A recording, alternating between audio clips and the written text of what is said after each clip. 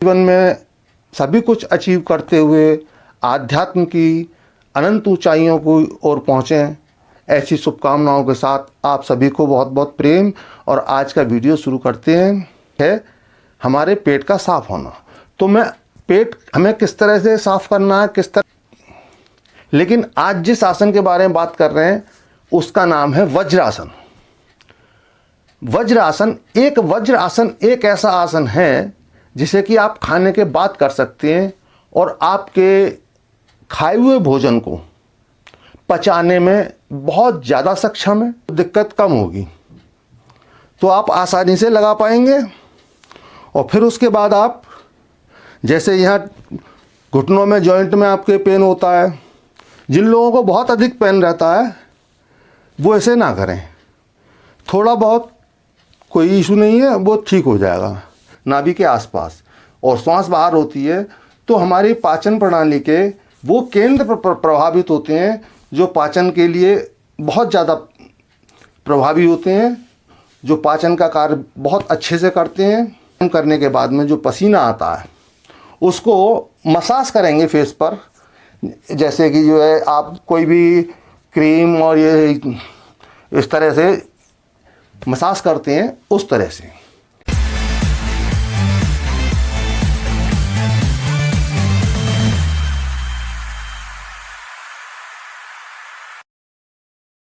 साथियों, आप सभी को बहुत बहुत प्रेम।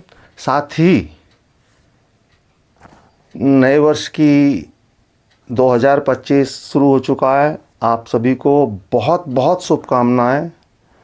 आपका 2025 बहुत सुखमय हो, आप खुश रहें और व्यायाम प्राणायाम ये सब करते हुए अपने शरीर को स्वस्थ रखें। शरीर स्वस्थ रहेगा, आप स्वस्थ रहेंगे, आप स्वस्थ रहेंगे, मन स्वस्थ रहेगा, मन स्वस्थ रहेगा, आप खुश रहेंगे और बाकी आपके सारे जीवन में बहुत सारी शुभकामनाएं। आप भौतिक जीवन में सभी कुछ अचीव करते हुए आध्यात्म की अनंत ऊंचाइयों को ओर पहुँचें, ऐसी शुभकामनाओं के साथ आप सभी को बहुत बहुत प्रेम। और आज का वीडियो शुरू करते हैं। आज साथियों एक ऐसे विषय के बारे में बात करेंगे, एक ऐसे प्राणायाम के बारे में बात करेंगे जो बहुत ख़ास है। ख़ास वो इसलिए है, कोई भी प्राणायाम, कोई भी व्यायाम खाना खाने के बाद आप नहीं कर सकते। भोजन करने के उपरांत कोई भी प्राणायाम आप नहीं कर सकते। जितने भी प्राणायाम करने होते हैं, जितने भी मुद्राएं, जितने भी आसन, वो सब खाली पेट किए जाते हैं। उनके लिए आवश्यक है आपका खाली पेट होना। और ज़रूरी है कि किसी भी प्राणायाम और ये सब प्रकार के योग से संबंधित एक्सरसाइज, बंद लगाना, त्रिबंध लगाना, ये सब जितने भी हम करते हैं उसके लिए सबसे आवश्यक है हमारे पेट का साफ होना। तो पेट हमें किस तरह से साफ करना है, किस तरह, लेकिन आज जिस आसन के बारे में बात कर रहे हैं उसका नाम है वज्रासन। वज्रासन एक ऐसा आसन है जिसे कि आप खाने के बाद कर सकते हैं और आपके खाए हुए भोजन को पचाने में बहुत ज़्यादा सक्षम है। भोजन करने के उपरांत अगर आप वज्रासन करें, 10 मिनट अगर वज्रासन कर लेंगे आप, तो आप जो भी कुछ खाया पिया है सब आपका पचेगा। और निरंतर अभ्यास करते रहेंगे तो आपका ये पाचन प्रणाली पूरी तरह से बहुत अच्छी हो जाएगी और कह सकते हैं कंकड़ पत्थर सब हजम। लेकिन कंकड़ पत्थर नहीं खाने, खाना भोजन ही है और भोजन भी सात्विक ही लें, कोई गरिष्ठ भोजन ना लें। गरिष्ठ भोजन हमेशा शरीर के लिए स्वास्थ्यकारी नहीं होता। आपको अच्छे स्वास्थ्य के लिए लेने, अच्छी हेल्थ के लिए लेने, तो बहुत सारे नट्स फ्रूट आते हैं, बहुत सारे बादाम, काजू, ये सब चीज़ें, नट्स आते हैं। सर्दी का समय आप इनका सेवन कर सकते हैं। दूध पिएं, जैसे बाहरी जो आप चीज़ें खाते हैं ऐसी चीज़ों का सेवन करें जो आपके शरीर के लिए स्वास्थ्यकारी हैं। तो आज समझते हैं वज्रासन किस तरह से करना है हमें। तो साथियों, वज्रासन के लिए सबसे पहले हम अपने देखो पैरों को खोल के वज्रासन, हमारे दोनों पैर पीछे आएंगे। इस तरह से हम पीछे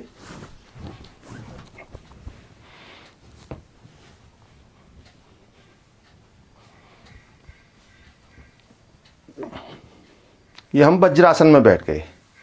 तो अब आप, और ये कमर सीधी रखनी है, बिल्कुल रीढ़ सीधी रखनी है वज्रासन में। अब वज्रासन में आपको सामने से दिखाई दे रहा है, मेरे पैर दिखाई नहीं दे रहे, तो उसके लिए मैं थोड़ा आपको दिखा देता हूँ कि पैरों की पोजीशन कैसे रखनी है। तो देखिए आप,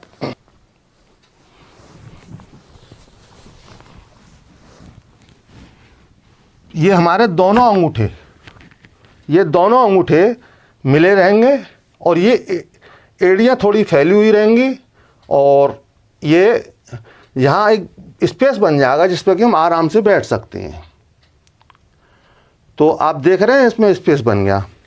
और अब देखिए इस आसन में जो स्पेस बना है, इस आसन में जो स्पेस बना है, जो जिनके पिंडलियाँ सॉफ्ट नहीं है, इनके ये पंजे लचीले नहीं हैं, उन लोगों को बैठने में देर तक परेशानी होगी। उसके लिए हमें क्या करना है, उसके लिए जैसे पिलो का लगा लेंगे। ये पिलो आपने तकिया इस तरह से यहाँ लगा लिया, अब आराम से आप बैठ सकते हैं। लेकिन यहाँ के लिए हम क्या करें, यहाँ के लिए आपको ये फोल्ड किया हुआ आप अपनी